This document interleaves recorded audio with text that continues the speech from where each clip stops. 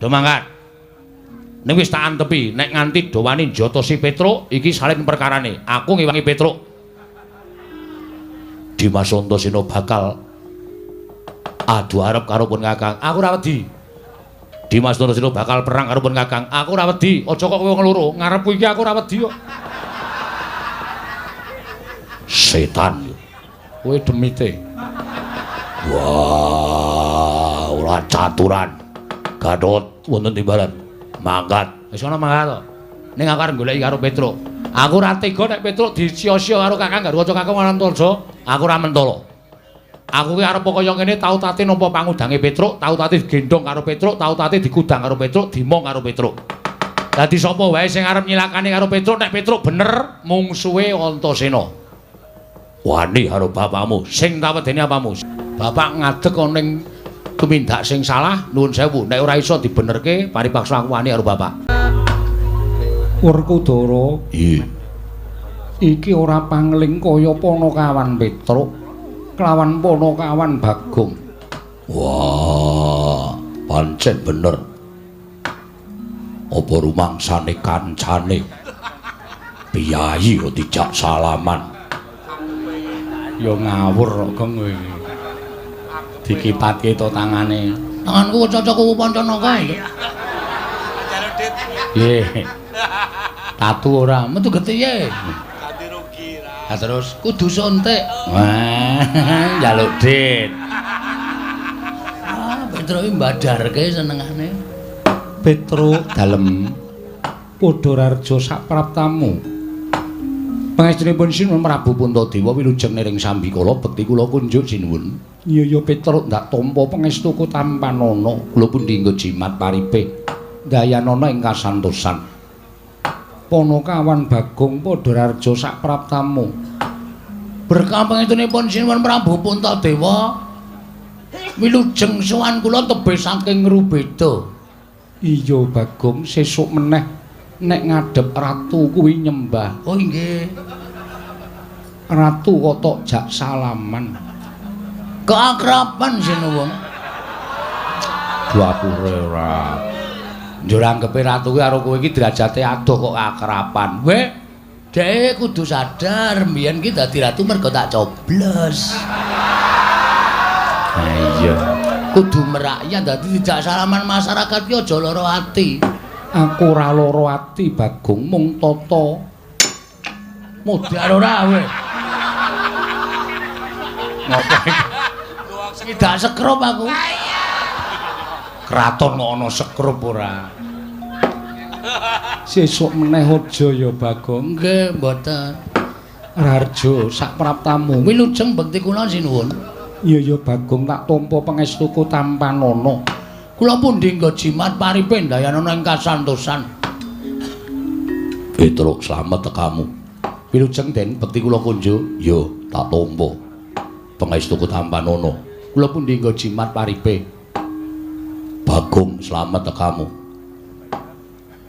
Bagong slamet tekamu. Gong ora gawe masalah. Jak salaman ra gelem e.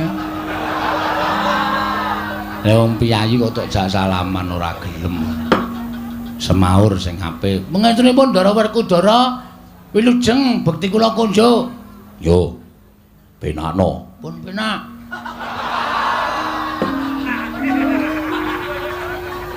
Wis penak kok. Wis. Petruk kantong bolong padha rarja sapraptamu. Sinuwun Mandura wilujeng bekti kula kunjuk. Yo. Bagong slamet. Nun, Bagong slamet. pengentunipun sinuwun Mandura wilujeng niring sambikala kepareng nglantaran sembah pangabekti kula kunjuk. Wah edan jangkep tata krama ukaramu. Pengentunipun nggih. Prayogan kon mulunggu. Sampun boten kirang prayogi. Sampeyan nggih disekecake nggih? Yo. Pun asal unjukan. Durung. Sami. Petruk padha rarja. Ndara Janaka bekti kula. Iya, Bagong padha rarja. Ndara Janaka bekti kula. Iya, Bagong. Pangestuku tampanana. Kula pun dinggo jimat paripe.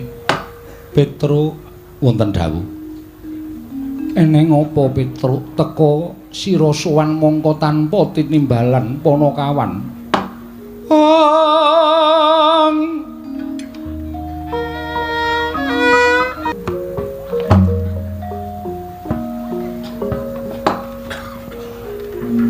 Ponokawan.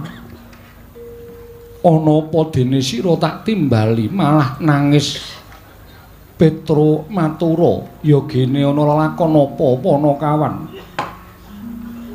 Nuwun pangapunten. Kula niku jane mboten kuat ngampet rasa panjenengan parindhawuh Petro ana apa? Mergi kanan Karang Kadempel niki peteng. Ya, Gong. Heeh, wong listrike mati. Wah, anggere entuk-entukan ratake kowe yakin. Kowe ora mbantu kok.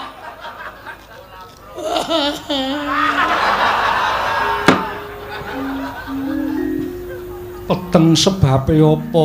Merem. Sik, menengo sik. Engko tak nehi kalodangan, tak nehi wektu ndagelo sak pol-polmu. Niki meneng sik. Siap. Paham? Paham. Diem. Oke. Menak entuk dum berdua. Ya. Mboten kanyono-nyono napa sinuwun Puntadewa niki mboten mireng kabar. Ora Petro, Ndara Werkudara mboten mireng. Ora. Ndara Janaka niki mboten mireng. Ora Ponokawan. Pun anten sesasi niki bapak niku gerah. Syukur, mula nek mangani sikatan. Bapak niku gerah. Pun bapak niku ora iso napa-napa men nglekar teng amben. Nek didelok niku ragane kaya wis ora duwe nyawa ming mripate kecap-kedip. Pun bola-bali kula bali Bagong niku mbudidaya goleke tamba ning ora ana sing iso nambani karo bapak. Mula kula gentenan kalih Gareng kalih Bagong niku nunggu bapak. Bareng ngonten bapak niku dek malam Selasa kliwon niku tengah wengi niku dehem monggo biasane ngombe niku kudu diselang. Niki lho nek mboten percaya buktine Bagong niki sing sok nyelang. Maem ya wis ora iso, mimik ya wis ora iso. Bola-bali ming ambegane saya sero ngorok teng mriki niki mergo kean udut. Injih. Lah tengah wengi malam Selasa niku bapak niku paring dawuh kalih kula, kalih Gareng, kalih Bagong. Bapakmu dawuh kepiye? Destun temen Pandhawa nganti ora ngerti ento Kakang Semar nandhang raga. Werkudara Kakang Semar lara banget. Wah, Petro ora wadul, ora matur karo pepundhen Pandhawa. Lagi saiki kowe matur. Petro mbok ya sowan ning Madukara. Kok kebangetan temen Kakang Semar nandhang gerah kok kowe ora matur karo pepundhen. Repot. Sibuk. Lah saniki kula matur bapak niku paring dawuh. Truk. Kowe sowan ning pepundhen Pandhawa. Aku nyuwun pepundhen Pandhawa rawuh ning Karang Kadempel 5 cacahe sinambi mundi pustaka Jamus kelima sada. Ngoten niku. Ora kena gotang Pandhawa kudu jangkep 5. Ndara Puntadewa, Ndara Werkudara, Ndara Janaka, Ndara Klasdewa, Ndara Puntadewa mundi pustaka Jamus lima sada kuwi dadi srana mbok menawa nggonku Waluya Nirmala Temah Jati, Jati Temah Mulya ngoten niku. Mula sowan kula mriki diutus kalih bapak supados mboyong Pandhawa gangsal cacahipun rawuh wonten ing Karang Kadempel sinambi mundi pustaka Jamus kelima sada. Sakaken bapak Ndara awi kula derekke rawuh teng Karang Kadempel sinambi mundi pustaka Jamus kelima sada jangkep Pandhawa gangsal. Nek panjenengan mboten rawuh teng Karang Kadempel yakin bapak mesti sedo. Ya, Kang. Mergo bapak wis mboten gadahi kekuatan babar blas. Pun kula Yasin keping 3 lho. Nek mari ya bek mari, nek sehat ya gek sehat. Ning ora ana undhane babar blas. Winganane bengi dek Petruk mboten nonton kalih Gareng ya mboten nonton kula wis omong karo bapak, Pak, mati ya mati ning warisan didumsik. Duparaimu lho kowe. Tak dupak genti. Lho. Bapakne kok ngame-ame warisan supaya aja nganti congkrah, Truk. Bapak wis kaya ngono wis ora iso piye-piye. Nek bapak ngerti-ngerti sak ngono ya. Piye lek arep ngedum warisan? Kowe mesti malak, Gareng kae meneh, arep cilik ning mecakil kae. Mesti apa-apa dihaki. Aku entuk apa? Aku ki mung wong sarwa ngalah. Omahe mung manggon ning pawone bapak aku ki. Ya mesake kok. Kowe njaluk bapak, ora tau dikeki. Petro dalem mundur sikik. Mundur kok, mundur. Lah. Ngapae?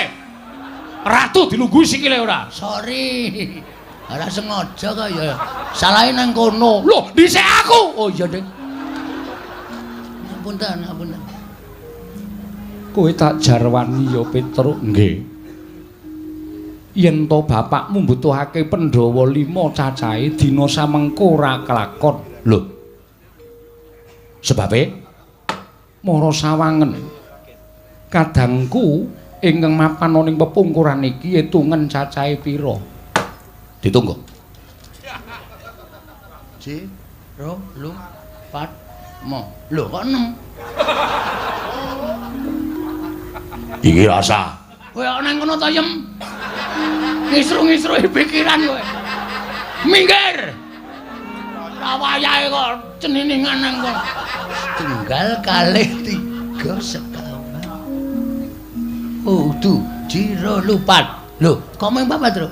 Papat kok. Kok namung sekawan? Kowe tak kandhani ya Petro. Nggih. Kadang utawa pepundhenmu ya kuwi Yayi Sediwa ninggal praja. Lho, sebabe merga didukani kelawan bendaramu Njodipati. Lah kok iso didukani sebabe apa? Merga Sediwa nggondheli pustaka Jamus kelima Sada. Lah pustaka ajeng dipotong pundi? Disuwun ngambil Koko Prabu Ndarawati. Lah kok Sinu Ndarawati ora ana? Petro ora seru-seru.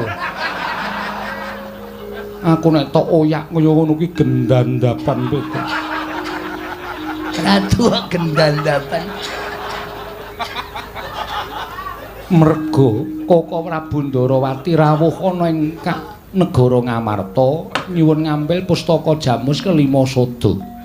Pandhawa nyaosake marang pusaka marang Koko Prabu Ndarawati nanging mung Sediwa ingkang nggondheli.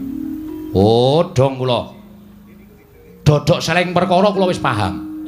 Dadi Ndara Sediwa niku nggondheli pustaka Jamus miyang jimat kelima Sada. Merga ajeng disuwun ngambil Sinuwun Prabu Ndarawati. Lah Sinuwun Prabu Ndarawati alasane napa? Dasaripun napa kok nyuwun ngambil pustaka Jamus kelima Sada?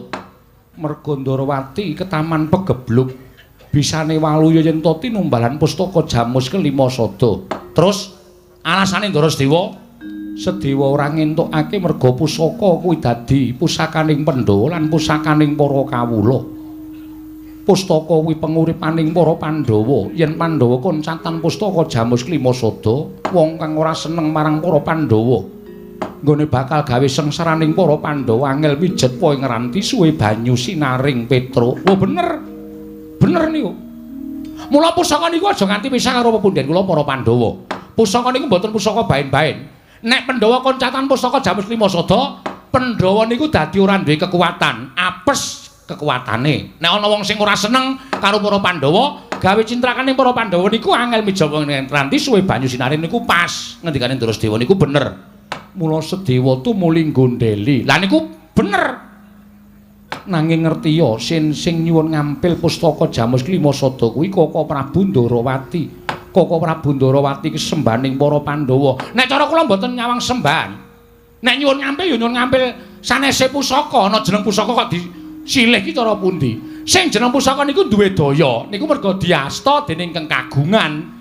Pusaka kok disilih-silihke niku mboten ajeng ana dayane. Dadi nek Sinuwun Ndarawati nyuwun ngampil pustaka Jamus kelima Sada supaya dadi kinarya nambak rengkaning praja. Kula nuwun sewu. Niku gek-gek ming alasan. Mula Ndarasedewa nggondheli niku wis pas. Lah kok terus dadi iso lunga. merga didukani karo bendaramu Jodipati. Ndara Werkudara. Iya, Petro. Terus karo bendaramu Werkudara ditundung lunga. minggat ngaten. Iya, Petro, kowe kok ngerti. Lah biasane Ndara Werkudara niku karo anak-anak ya ngoten niku kok. Antasena tukake rokok, ora gelem, Pak. Minggat. Ngoten niku wis biasa, kula niku wis weruh bola-bali wong kula ngomong Ndara Werkudara niku cilik nganti gedhe kok. Dadi kula ngerti lagak lagu lageane. Dadi Ndara Sedewa niku lunga saka negara Ngamarta merga Ndara Werkudara. Iya, Petro, Gong. Ana masalah iki. Piye? Ndara Sedewa lunga, Pandhawa ora ganep 5. Masalahe kok lunga? Lah kowe iki ngrungokke ora? Aku turu Iki ngantukan. Anggere ya iki ngantuk aku nek bar jam 12 ora ngantuk to. Oh. Mergo maling. Wah. Maling dengkulmu mlocot ora. Iki ana masalah. Masalahe Ndara Sedewa lunga. Sing marahi lunga Ndara Werkudara. Mergane didukani. Masalahe Ndara Sedewa iki nggodani pustaka jaman Jimat Wasada. Dis. Goblok banget ora. Aku wis omong kowe banget mau mbok ngrungokke. Aku makler. Ya nyun ngapura dadi Ndara Sedewa lunga sing nundung Ndara Werkudara. Heeh. Mbah, masalahe apa? Tak urus iki, Tru. Ya. Mundur. Ya.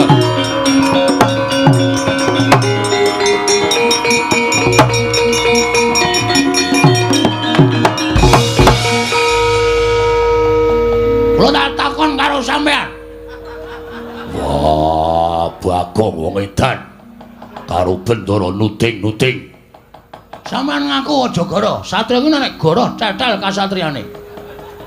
Perkara apa? Kowe nundung Sedewa, ha? Kowe nundung Ndara Sedewa apa ora? Wah, iya. Jasare apa aku tak takon? Sedewa wani karo aku. Dikandhani ora nggugu, aku wegah duwe dulur yen dikandhani ora nggugu. Tak tundung minggat. Terus saiki nek nganti Ndara Sedewa minggat, Pandhawa ora jangkep 5. Monggo Semar loro isane mari nek Pandhawa rawuh 5 cacahe ning Karang Kadempel. Nek nganti meng 4. Nek nganti Semar, endi Pandhawa? Jero lupat teksek ngono piye? Hah? Ora mikir to kowe? Kula kandhane nggih Den Pandhawa niku aja nganti godhang. Merga Pandhawa niku nuwun sewu, 5 cacah iki wis ngrambangke dhewe-dhewe. Ndara Puntadewa kuwi nuwun sewu. Sing barep kuwi nglambangke Ndara Puntadewa kuwi ora tau gelem perang, ora tau gelem tumindak ala, ora tau gelem tumindak sasar susur, watake resik, lahir batin manembahe taberi. Nyembah karo sing gawe urip. Mula Ndara Puntadewa ki perlambang wong sing manembah karo sing ngakarya jagat. Sampeyan ki kasantosan. Ndara Janaka kuwi tresna asih. Lho, kabeh wis lambangke dhewe-dhewe. Kok dadi Ndara Sedewa kok tok tundung lunga? Wah, Bagong ora basa aku iki bendaramu. Kowe kudu nganggo tata krama ora basa karo aku. Tuwa sapa Werkudara, Pak? Tuwa kowe. Nah, aku ora basa ora masalah. Ora bakal kualat karo kowe. Kowe iso kaya ngene iki mergo aku sing budidaya. Kowe iso dadi satriya, sampeyan iso lengganing Jodipati nek aku ora ngewangi babat Wonomarta jaman semono. Apa entuk Pandhawa negara Ngamarta? Kowe ngewangi apa? Kowe meneng wae cangkepe ra satriya. Ora kowe iki ngewangi ora, kowe meneng. Meneng diem. Iya iya. Aku nek omong apa-apa kuwi pokoke ngiyoi. Yo yo. Ngono entuk didom wong loro. Apa-apa kok didom wong loro. Hah? Nek kanan kaya ngene sampeyan notohke nyawa. Nyawane sapa? Nyawane Semar. Nek ngono sampeyan seneng Semar mati, ha? Nek ngono sampeyan seneng Semar mati, ya. Sampeyan bunga Semar mati. Wah, Bagong. Ilang tata kramamu karo aku. Kowe wani karo Werkudara. Nuwun sewu, kula ora wani karo Werkudarane, ning wani karo pambegan sampeyan. Sing rumangsa bener dhewe, ora iso disalahke. Kula ora setuju carane kaya ngono kuwi.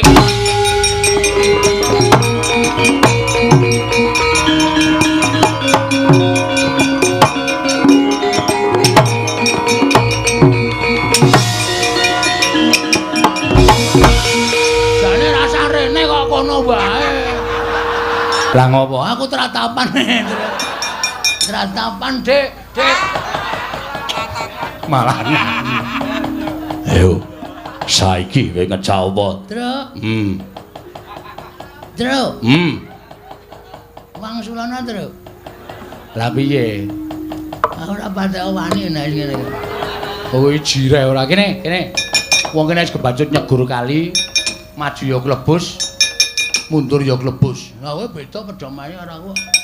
Lah piye? Aku nek nyeblong kali ndodok sik. Kok dugang ora. Kersane pripun? Ora usah nyuli karo Bagong. Wah, yen pancen ora trima karo lungane Sedewa, mergo tak tundung. Anak-anake Semar ngopo? Nuwun sewu, mbangane kula kelangan bapak. Lho kula mati teng negara Ngamarta kula wujuti. Yo, metu njaba. Oke, Truk. Ora sembrono lho, Truk. Ndara Werkudara. Lho, wong kendeli ngene iki gong sebacut nantang ora kaya kowe iki nantang kok mundur iki apa kowe? Nek kaya aku wis kebacut nantang ngene iki iso luleh. Mbangane kowe karo kelangan bapak. Nek nganti Ndara Werkudara ora iso nemokke Ndara Sedewa, ora kersa goleki dina iki. Oh, rame-rame lantas malang-malang putung. Gecek ndas. Wah, gecek-geti metu njaba.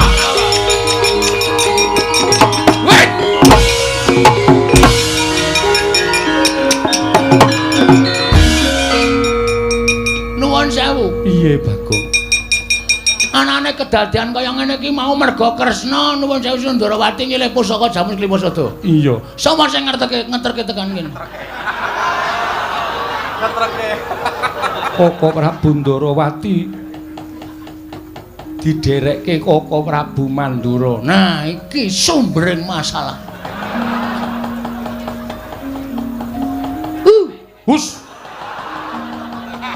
Ratu kok dihu. Sampeyan sing nderekke Sinundarawati. Yo. Sampeyan ngerti mboten Sinundarawati niku tenan-tenan apa ora negara Ndarawati ketaman pegebluk. Yai Prabu Kresna rawuh ana negara Mandura. Dheweke ngandhake karo aku matur karo anakku yen negara Ndarawati ketaman pegebluk. Bisane walyana Remata Majati yen tinimbalan pustaka jamus Hyang Jimat Klimasada. Aku dadekke seksi supaya melu sowane negara Ngamarta. Terus aku matur nang Hyai Prabu Darmakusuma. Yen to para Pandhawa kudu ngelingi lelabuhane Hyai Prabu Kresna.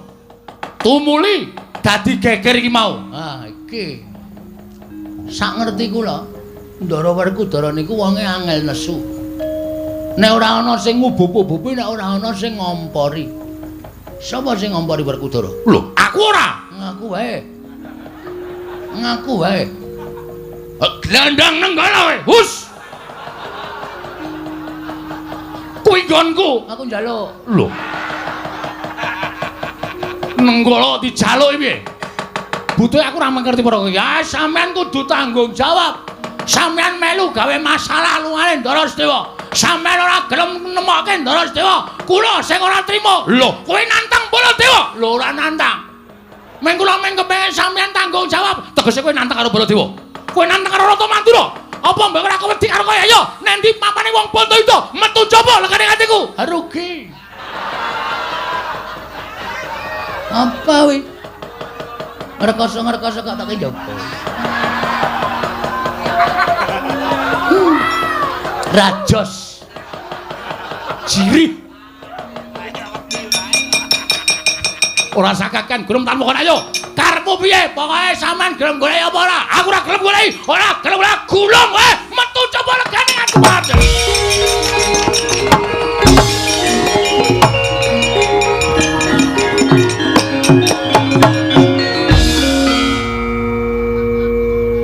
Bagong, Nun. Lah kowe iki ngopo? Nantang Koko Prabu. Metu saka Ndaturaya kok kowe malah begogok. Santai. Sing repot ra kono.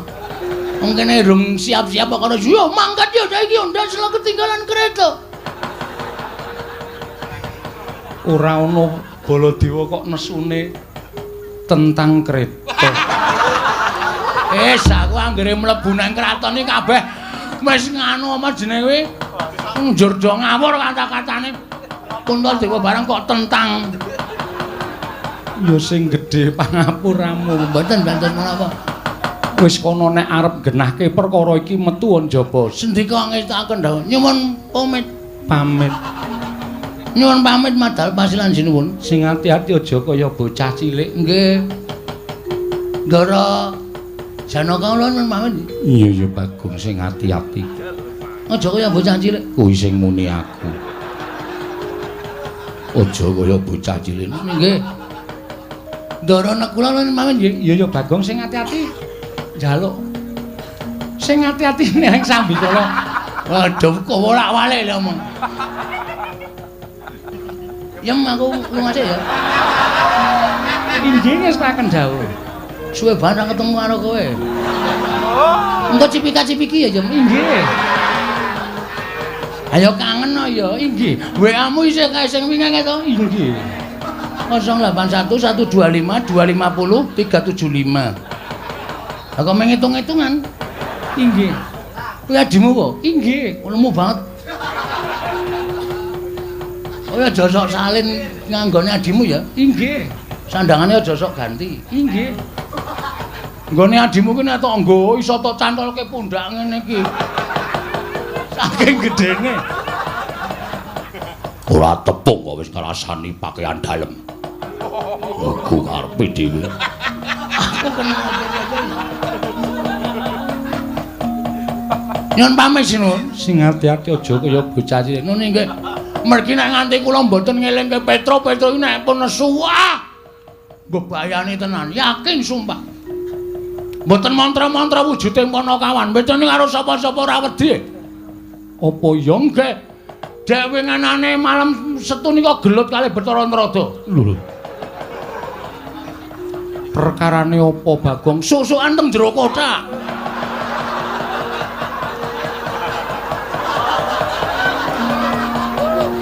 Kok iso Enggak ora weruh.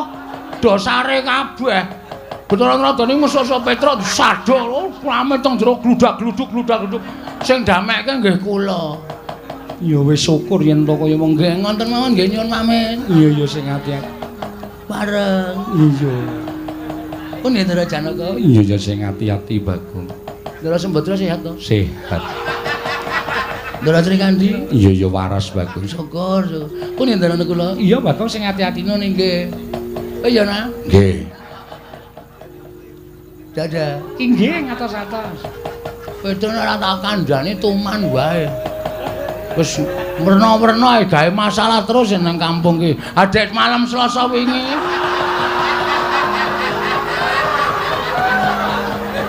Malam Selasa ngapa? Ora do ronda. Njing ampun gawe anu tatu atine Petruk. Iya Bagong. Nggih pareng. Iya. Monggo. Iya Bagong. Pun ya Ndara Janaka. Iya sing ati-ati. Ndara Abimanyu sehat to? Sehat. Ndara nak kula nyuwun pamit. Iya sing ati-ati Bagong. Oh iya nak. Nggih sing ati-ati cerewet wae. Tonyo modar wae. Durung entuk-entukan dilokke. Pun ngoten mawon nggih sinuwun. Iya sing ati-ati. Nune nggih mengke ndak selak Petra malah gelut kali Ndara Baladewa. Ya nek Baladewa menang, nek nganti kalah, napa mboten mirang-mirangke ing atase Ratu Mandra niku Ratu Digdaya Sekti kalintang jayane perang kok nganti kalah karo Petra. Ha iya to? Iya. Ngoten nggih? Iya. Arep. Iya. Pun nggih? Iya Bagong. Pun nggih? Mbah ora caturan. Oh iki wis krasa iki sing. Nek ora ngoten ndak ora rampun-rampun. Ya, kula tak metu tenan sanipun mboten ajeng teng mriki mboten ajeng pamit wong tak pamit ya ora di perasaan babar blas. Oh nggih? Iya. Kula niku ya gumun. Aku ya gumun Sebabe kok cerewet. ora dikai dhuwit kok. Bagong Ratu lenggah Sriwaka ora nggawa Prabiya. Waduh. Ndara Janaka, Mengko yen wis tekan karang kadempel tak paringi. kapan? Ya mengko mesti tekan kono, Bagong. Ndara kula Kan duwe. tegas iki aku seneng nek tegas niki malah seneng. Nek wong tegas ki sing kere tetep kere sing sugih tetep sugih. Ngono kuwi karepku. Nggih sampun nyuwun pamit madal pasilan. Sing ati-ati aja kaya bocah cilik. Nun nggih. Pareng nggih. Iya. Wonten dawuh. Tulung sawurna patih Handaka maju kene Dimas jan ngestaken dawuh kok ora.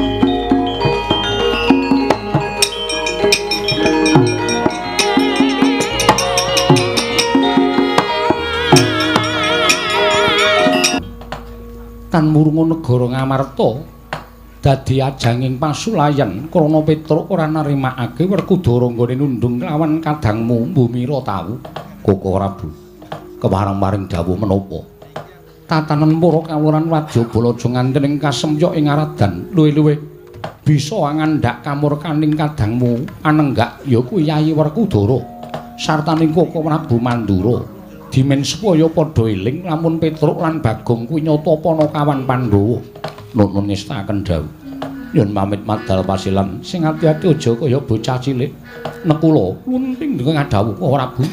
Budal kang padha seba ingsun kundur ngedaton kawula nuwun ngestaken dawuh. Nyuwun pamit madal pasilan. Kaya wis ora ana dawuh maneh Yayi Nekula. Purna gadining pananggilan. Sanata kundur ngedaton jeluk saking gambaran kenapit gambaran gading kadheraken sangganing Promban Cedi manggung ketanggung Joko paloro-loro inggih sami ngambil pacaraning keprabon kawis tinggal saking Mandra tindaknya Sri Naranata lamun katinon saking Mandra kaya gumebyar busanane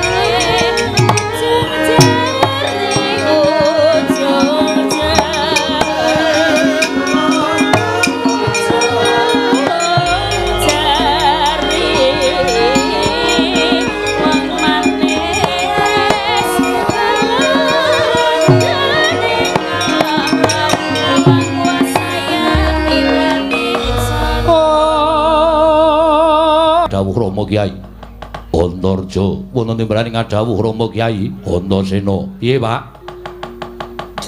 anane kowe tak timbali supaya ngadhep ngarsaning wong tuamu dina samengko kowe tak dawuhi supaya goleki menyang endi dununge Petruk wonten menapa dene patuku Rama Kyai paring dawuh supados para putra ngupaya dhateng Petruk kanthong bolong Petruk wis wani karo bapakmu Petruk wis wani karo wong atuh Amunja Dipati malah sajahe Petruk sengaja nantang karo Werkudara. Wah, ing atase Panakawan mung batur teka wani karo wong atuhamu. Mula wis ora ana pangapura kanggo Petruk kanthong bolong cilik mbok bondo tangane mbok krincung sikile. Gedhe yen perlu Petruk tegelono. Aku ora sudi duwe abdi jenenge Petruk kanthong bolong sing wis nyamah karo asmane wong tuamu Amunja Dipati. Mula Gatot dina samengko mangkata golek ana Petruk ora iso ngaturke Petruk ana ngarsaning wong tuamu aja takon dosa tak deplok siramu. Mriki ngestaken dawuh. Antarja wonten timbalan goleki Petruk. Petruk mbok bondo tangane krincung sikile hadepno ngarepane bapakmu Amunja Dipati. Aku dhewe sing bakal matrapi pidana karo Petruk. Nggih, ngestaken dawuh Antasena. Piye, Pak? Golek ana Petruk. Petruk aturna marang wong tuamu Amunja Dipati. Sik. Nek Kakang Garukaca Kang Antarja saguh goleki Panakawan Petruk, nek aku diskusikake, Pak. Monggo dhisik piye? Aku tak takon. Mesti eneng perkara, mesti eneng sebabe kok nganti Petruk wani karo bapak. Nek ora ana perkarane tangeh Petruk wani karo bapak. Mergo aku ngerti watake Petruk kuwi. Petruk ki abdi sing setya bekti karo Bendara, abdi sing bangun miturut karo Bendara. Kok nganti Petruk wani karo bapak? Petruk belani makmu cilik Sedewa. Lho. Ana perkara apa? Paman Sedewa, pamanmu Sedewa tak tundung minggat. Sebabe Kresna kakangku rawuh ning negara Ngamarta nyuwun ngambil pustaka Jamus Kelima Sada. kinarya tumbal wadaling praja ing Ndrawati nggone ketaman pegebluk. Kabeh sedulur Pandhawa wong tuamu wis maringake punta wakmu ing Mamarta, bapakmu aku, pamanmu Madukara lan pamanmu Nekula Sawojajar. Wis mangenyaosake pusaka marang Kresna kakangku ning merga saka gunemane makmu cilik Sedewa sing sajahe ngluputke karo Kresna kakangku gawe murkane bapakmu. Wekasan Sedewa tak tundung. Petruk sowan ngandhake Semar loro, mongko Pandhawa kon sowan ning Karang Kadempel 5 cacahe. Gandeng Sedewa ora ana. Petruk muring-muring. Petruk nesu karo aku, Petruk ngundhamana karo Werkudara bapakmu. Mula kuwi perkarane Petruk wani karo aku, cekelen Petruk ora iso nyekel Petruk tak depok sinahmu Antasena. Sik, Pak.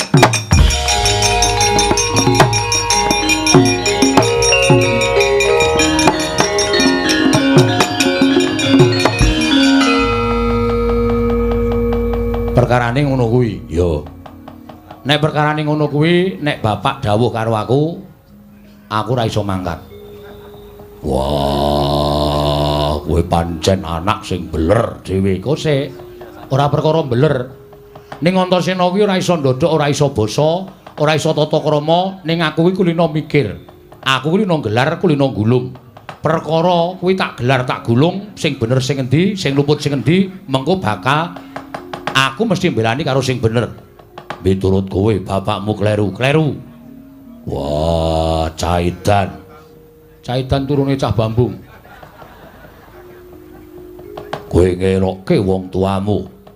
Bapak kok dadak nundung mak cilik Sedewa. Kuwi lupute bapak. Mak cilik Sedewa tok tundung mergo nggondhele pustaka Jamus Lima Sada, ya to? Ya. Nek miturut pitunganku mak cilik Sedewa bener, mergo pustaka Jamus Lima Sada kuwi panguripaning para Pandhawa. Bapak iso kaya ngene iki mergo pustaka Jamus Lima Sada. Nek nganti pusaka mau ilang saka tanganing para Pandhawa, Pandhawa apes jurite. Kuwi alasane Paman Sedewa bener. Terus saiki nek pancen Ndrawati ketaman pegebluk, apike diteliti dhisik, aja gampang percaya karo wong. Arepa sing ngendika kuwi Siwa Ndrawati, ning ana tetembungan kedung jero iso dijajaki atine menungsa sapa sing ngerti. Saiki runtang-runtung saben dina ana lho Pak sing mentala nyuduk saka mburi, nyilakake saka mburi ki akeh. Dadi upama Siwa Ndrawati kuwi dicubriyani karo Mak Cilik Sedewa kuwi bener. Mula nek perkara iki Petruk wani karo sampeyan, Petruk tak anggap ngadeg ana ing bebener bapak sing kleru, ora guneman. Wah, bayi mejang karo wong tuwa. Mengkari kowe gelem angkat apa ora? Ora gelem angkat ora apa-apa, Gatotkaca Antarja gelem angkat. Do mangkat kono. Do mangkat. Ning wis tak antepi, nek nganti dawani njata si Petruk, iki salin perkarane. Aku ngewangi Petruk. Dimas Antasena bakal adu arep karo pun Kakang. Aku ora wedi. Dimas Antasena bakal perang karo pun Kakang. Aku ora wedi. Aja kok kowe wong loro, ngarepku iki aku ora wedi kok. Setan. Kowe demite. Wah, ora caturan. Gatot wonten timbalan. Mangkat. Wis ana mangkat to. Ning aku arep goleki karo Petruk. Aku ora tega nek Petruk disia-sia karo Kakang Garwaca Kakang Antarja. Aku ora mentala. Aku ki arep kaya ngene tau tate nampa pangudange Petruk, tau tate digendhong karo Petruk, tau tate dikudang karo Petruk, dimong karo Petruk. Dadi sapa wae sing arep nyilakane karo Petruk nek Petruk bener mungsuhe Antasena. Wani karo bapakmu, sing tak wedeni apamu, sik tak rada mundur. Bapak ngadeg ana ning tumindak sing salah, nuwun sewu, nek ora iso dibenerke, paripaksa aku wani karo bapak. Garot wonten dawuh, mangkat. Mangkat kono. Ora usah tekan goleki Petruk nang kene wae dadekke sisan karo aku yo. Waduh. Nyuwun pangapunten Rama Kyai. Nyuwun pangapunten menika mangke salin bubuhan kula mengsah Dimas Antasena. Wah, kowe wedi karo Antasena, mboten perkawis ajri. Nanging lingsem menawi dipun prisani dening sanggaring para kawula ing atasipun putra Jodipati sami regejegan. Kula nyuwun pangapunten. Antarja mangkat, nyuwun pangapunten Rama. Tinimbanipun kula panca bakah kaliyan kadang kula Antasena paripaksa kula dinten sakmangke badal dawuhipun Kanjeng Rama. Wah, gara-gara cangkeme saiki. Gara-gara jatuh cinta. Ayo, arep apa kowe? Piye saiki? Iki aja manut karo aku mergo iki ya pancen mikir tenan nek mungsuh karo Petruk. Kono jajal. Aku rasa ngewangi Petruk wis, Kang. Nek kowe iso ngalah karo Petruk, bumi langit tangkep. Mergo aku ngerti, Petruk karo Ponokawan kawe dewa Ngejawantah. Kaya anake kakekne Semar. Kakekne Semar ki Sang Hyang Ismaya. Tegese Petruk ki isih turas dewa. Nek nganti wani karo Petruk, kowe iso ngalahke Petruk wae. Wo, satriya kondang kalukengrat. Arep kowe otot kawat balung wesi, ning Petruke ngembane wesi sembrani. Bareng ngantem karo Petruk, Petruk mingkari buka tangan tememplek kabeh modar. Ayo menyango. Nek mangkat-mangkat to. Kang Antarja ki mangkat to. Petruk kae ora tedas upas. Wong Petruk ki senengane nyekel ula. Kae nek ora duwe lawuh mesti turut sawah golek ula dirajang-rajang go lawuh. Mula nek karo upas apa wae Petruk ki ra temomo. Iya Dimas. Wis nek kene wae rasa lunga-lunga. Didhawuhi Kanjeng Rama ora usah wedi, anggere dinengke wae rak suwe-suwe mumet terus ngombe puyer terus turu. Turu dengkulmu melocot. Gatot nyuwun pangapunten, Antarja nyuwun pangapunten. Wah, Petruk alabrake dhewe.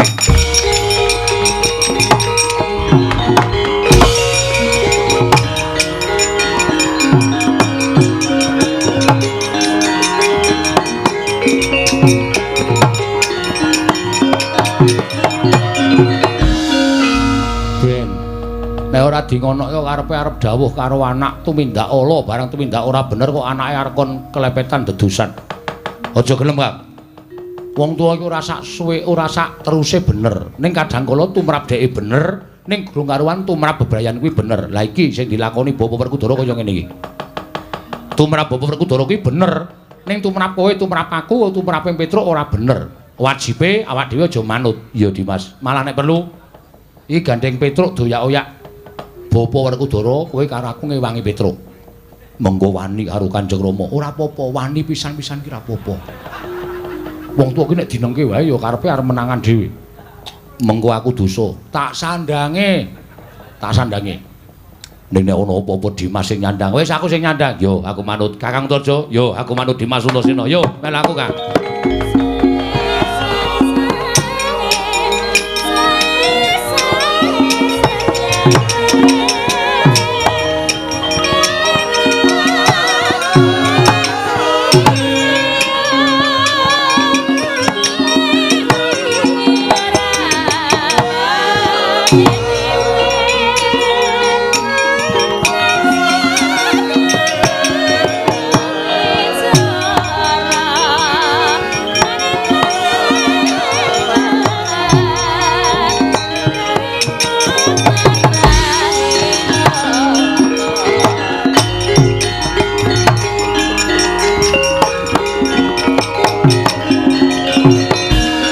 Jarian putra lamun kawekasan yen kowe sanggeni maya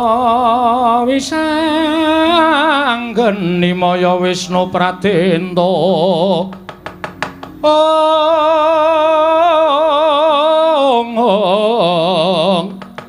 wis sanggeni maya Wisnu Pratenta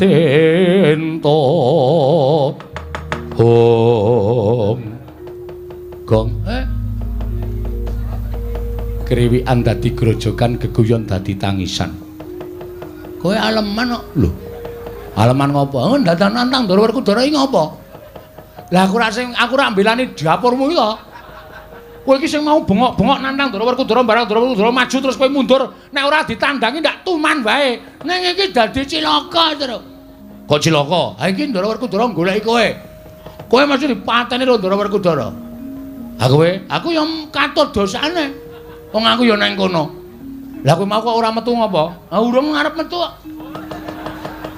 Lho tegese kowe mau kok ora metu ngopo? Aku golek mungsuh. Lho. Mungsuhmu?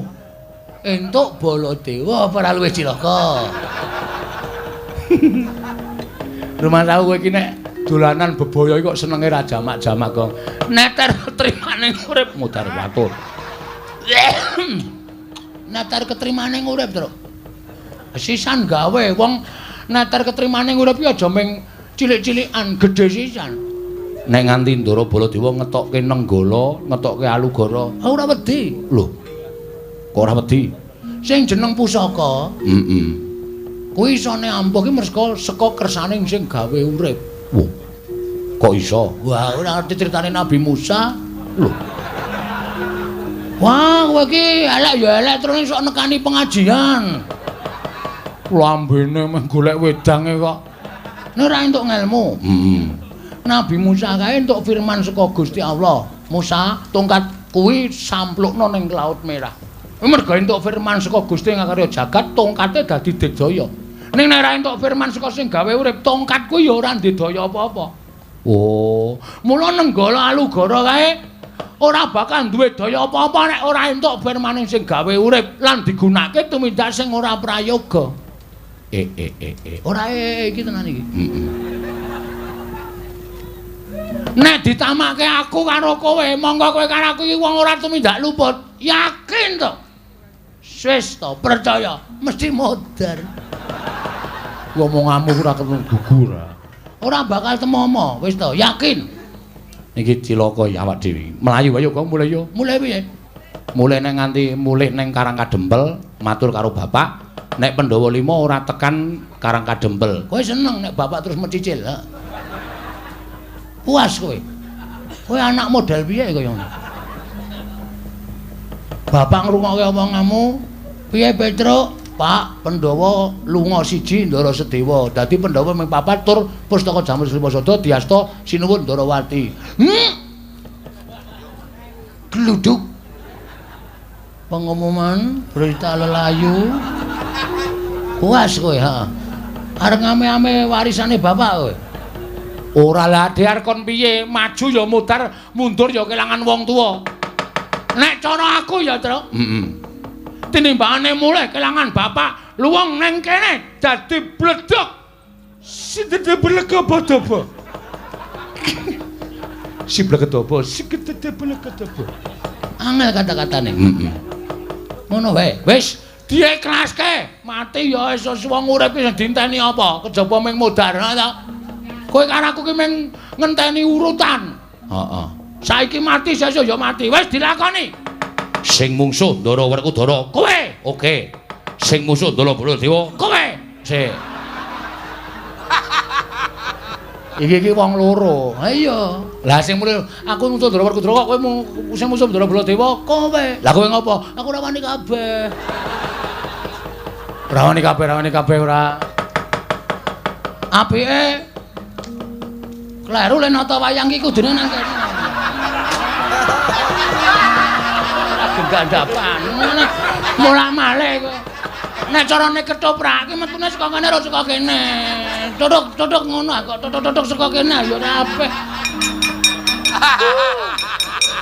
ngono kok kon ngekeki kamar hotel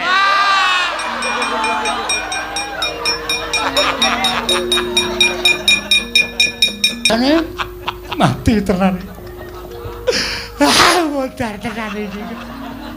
Kowe ngapae? Kowe ngapa? Lho. Melayu nendi? Rono. Dika.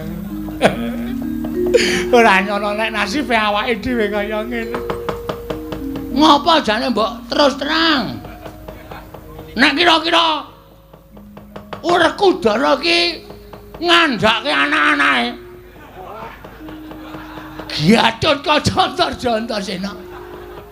Terus kon nyebar golek awake dhewe, ora usah wedi to. Kowe mungsuh wong tuane. Gatut Kaca Antarjantosena cecekane untune. mbok cangkeme sing apik, Gong. Ngapa? Ora ana wonge kok. Santai wae. Ana wonge aku ya ora wani berkata seperti itu. Wong basa Indonesia ora berkata seperti itu. Berkata seperti itu maksudnya. Wani tenan. Wani. Nek upama Ndara Garkaca tekan kene, Ndara Garkaca senengane ngunter sirah. Aku ya kondang ngunter bayar. Ndara Antarja nyembur, aku ya kulino nyembur. Ndara Antasena Kae wong kocluk. Anak Werkudara sing ora duwe sopan santun, ora duwe tata krama. Wani karo wong tuane iki sing Antasena. Antasena. Antasena. Nek tekan kene tandangane padha-padha le petuk. Kowe mbiyen DSD dilatih baris ora? Oh iya. Pandu e. Hus. Pandu ki bapakne Pandhawa. Anu maksude pramuka lho. Sadurunge penggalang Pandu. Iso baris. Iso. Sep. Istirahat di tempat gerak. Wah. Kap gerak. Nek mengo-mengo ngono ya iso. Mek iso digulu Maksudnya nek balik kanan ngono ya iso. Hadap kiri ngono ya iso. Iso. Balik kanan. Gerak. Mundur 2000 langkah.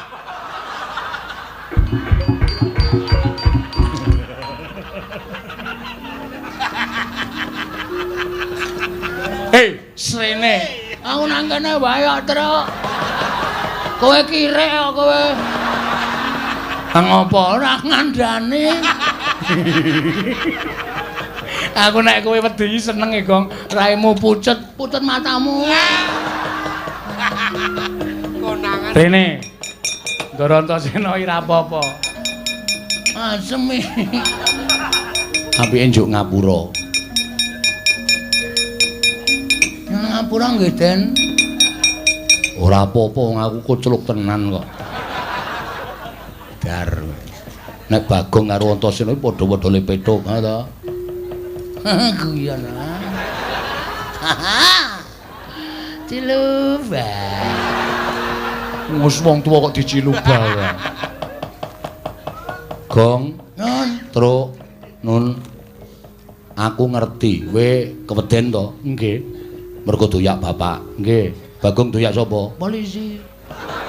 Anu namane Baladewa. Siwa Mandura. Nggih. Lah ngopo? Tak tantang cah kendele. Terus metu njaba rame banget. Rika Bagong panemane mendi minggat dhewe. Kula aling-aling bakul dawet. Terus melipir lunga kula. Terus tekan kene iki. Lah aku ki mau diundang bapak. Wuh, timbali Kang Rama. Heeh. Kon goleki kowe karo Bagong. Kon bonto tani kon ngrincung sikile. Mudhar ora kowe tekan kene. Ngopo mundur? Terus sampean wangsulan pripun? Aku njaluk keterangan karo bapak. Jane eneng ngopo to, Pak? Bapak crita nana bla bla bla bla bla. Saiki iki ngono kuwi, Tru. Ora gelem jelaske ming bla bla bla bla bla. Kowe kudu wis paham. Iya. Pun ngerti ceritane. Wis, terus aku ngluputke bapak. Kakang Gargoco Kakang Turjo sing maune arep mbondo kowe ora sida mangkat. Wo, telat. Ora. Ora sida mangkat mergo benerke omongane Antasena. Lah aku tekan kene iki wis sarujuk karo Kakang Gargoco Kakang Turjo, aku arep ngewangi karo kowe. Tenana. Apa? Apa, Gong? Tenena, tenane. Tenane. Tenan. Lahir batin? Lahir batin.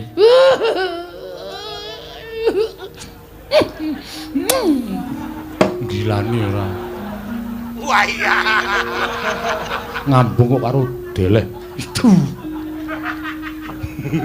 Ken mau ora tok idoke to. Ora tak nggo dolanan.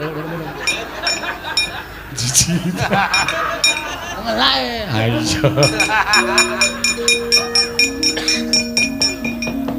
Terus carane ngene, maju mengko nek kowe lara tak tambani nek mati tak uripke. Wah, iki ngewangine ketoke mung ngapus-apusan ki, Tru. Ha piye? Ha iki kok kon maju ki nek lara tenan lare nambani nganggo apa? Mbok ora sok aneh-aneh. Kowe aja ngeyel kok tapuk rambemu lho. Ki, banyu sungut ki. Ki nek tak peres metu banyune iso nggo nambani wong lara, nggo nguripke wong tekaning pati sing durung winanci. Weh. Apik. Niku tukul napa karepe, Dik? Iki paringane Sang Hyang Baruna. Weh, bis dengkulmu mlocot. Baruna ki dewa. Sing sok liwat ngarep omahku ki Baruna jurusan Parangtritis. Goblok ora. Nek maju kula mboten iso, kula ora iso kan maju. Ngene wae, nek kowe ora wani maju, kowe loro tak dandani gelem ora? Dandani napa? Tak dandani Petruk doyak sapa? Ndara Werkudara. Bagong doyak sapa? Baladewa. Nah, Petruk tak dandani Werkudara, Bagong tak dandani Baladewa. Ngopo to saiki ora? Ya gawe ya nanti, lah nyewa nanti. Lho nyewa piye? Sarana Cipta. Walah, lah tak ngundang Cipta barang ora. Sarana Cipta ki tegese nganggo kebatinanku kowe iso wujud kaya ngono. Oh siap, siap. Urung mesti lho, aja dijupuk sik, urung mesti.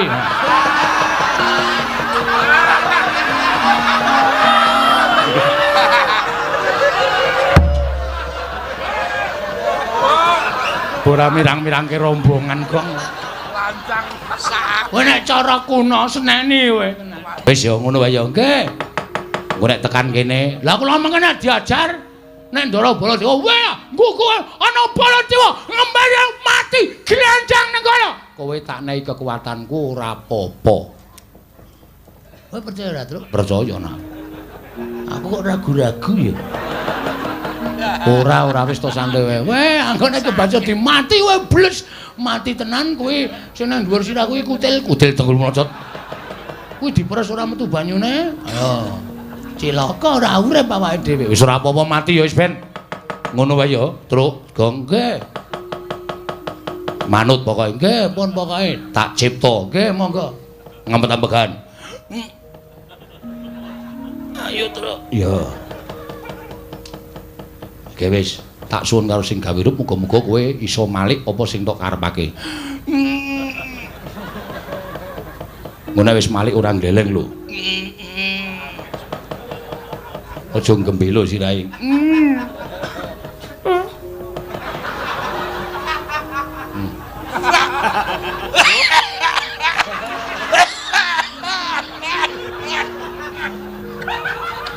Tek sapa iki mau? Tekmu. Pangling ya. Kalau saya dhewe kok lali. Wis suwe ra pangling aku. Wis ndak kok kian ngomong kok ndak malah ora rampung-rampung. Nggih. Tan samar pamoring sukma sinukmaya. Winah ya ngesepi sumimpen telenging kalbu.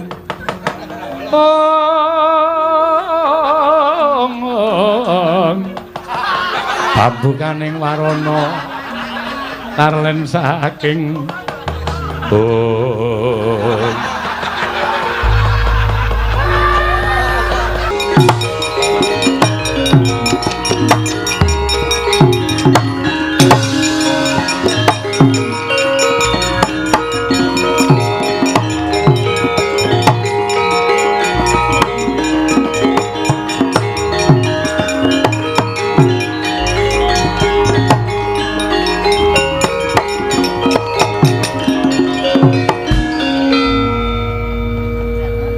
kok kleru.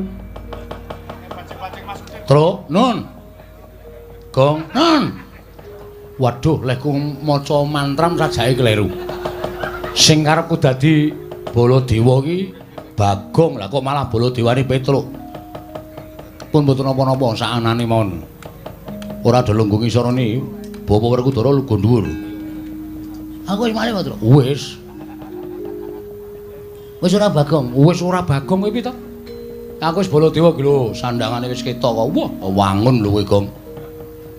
Bapak Werkudara aja lungguh ngisor. Lho.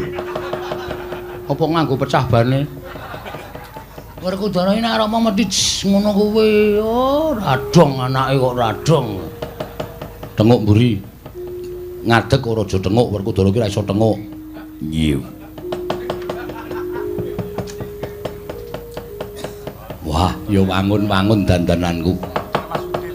Wangun ning niki bakale mudar kok. Aku mati ngopo? Lah nek Sinuwun Mandura ngerti tenan. Wah, iki aku medhep kaca, jejeki siramu. Iki. Wah, ana Werkudara Suden. Aku dereng mlendrong. Apa nek Suden kudu mlendrong apa? Ha kudu ora ketang sithik. Ana mlendrong ya ra sip. Diapure ra. Rada maju to, nggih. Coba saiki aja nganti ketara tak tes. Ora pangling kaya Siwa Mandura. Wah, anakku nggih anakku wong gagah. Antasena ya iki wakmu ing Mandura. Bektiku katur Pakde, pangestuku tambanono. Ndak gegem dadiake jimat. Bapa Werkudara.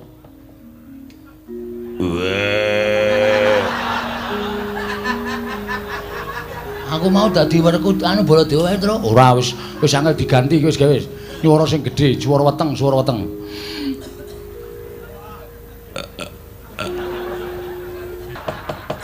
Aja sebrono, aku ki yo golek pekuripan. Yo Werkudara, wis do linggo kene. Engko nek kae do teko tandang ngono ya Pakde. Wis ora usah kuwatir, aku sing bakal nandangi karo Nata Mandura apa dene Werkudara.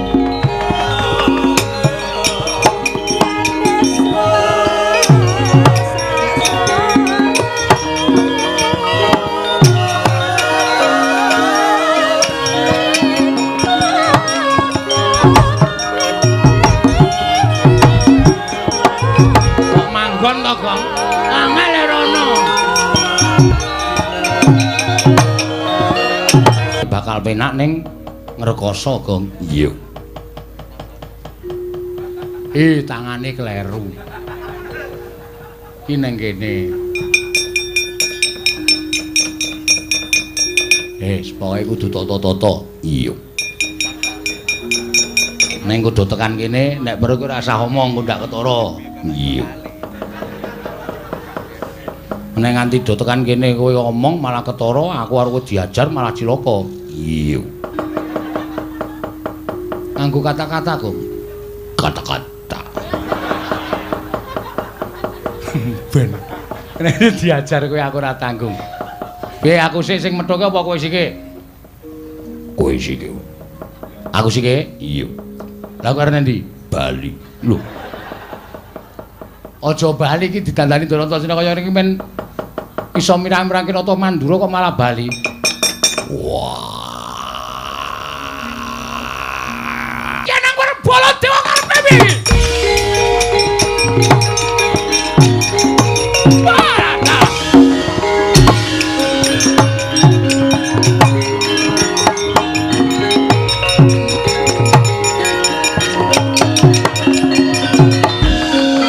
Maning jajalan iblis alat. Iki aku kok ngedep kanca iki. Iki sapa iki kok nandang cara Baladewa iki? Wih, lancar. Jagat Dewa Batur ya jagat Mahitungara aja ngawur gawar ngawur. Iki Nata Mandura Prabu Baladewa. Iya apa ora Werkudara? Iya. Iki adhiku lanang Jodipati sing dadi seksi yen to iki Nata Mandura Prabu Baladewa. Iya apa ora Werkudara? Iya. Wah, panus maning jajak iki aku ora pangling iki. Iki suarane Petro iki sing iso ngembari karo aku iki men Petro. Iso nyuara padha karo Baladewa men Petro. Lah kok dadi kowe iso dadi Baladewa? Wes, ora usah dadakku yen benem tanpa guna. Ayo nang kene. Ditemtoke kowe omong aku sing tekani pati.